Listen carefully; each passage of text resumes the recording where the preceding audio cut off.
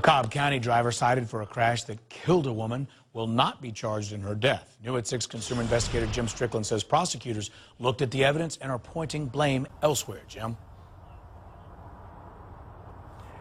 This is Jeep fire victim Erica Scanavino, and this is the autopsy report about how she died.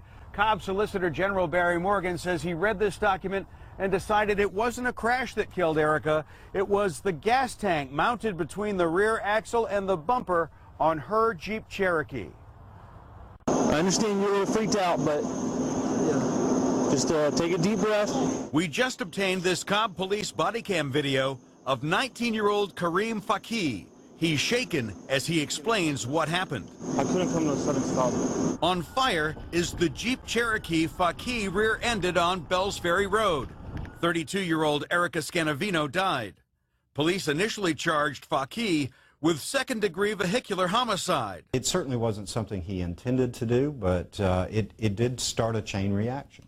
The impact and rolling of her Jeep caused only a slight head injury. The autopsy shows Scanavino suffered thermal injuries to 100% of her total body. She died of fire, trauma, and smoke inhalation from the fire, and not from any injuries that she received because of the crash. Cobb Solicitor General Barry Morgan says he didn't even have to see the pictures before concluding it was the Jeep. This placement of the gas tank actually is what caused her death. After consulting with the Scanavino family, Morgan cited Faki for the accident, but decided to drop the homicide charge. Morgan is no stranger to the rear gas tank issue. First car that I purchased was a 1972 Ford Pinto.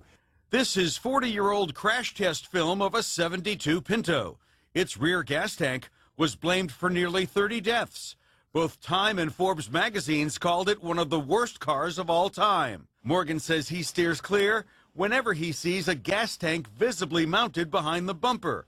I asked him if he expected to have to investigate another fire like this.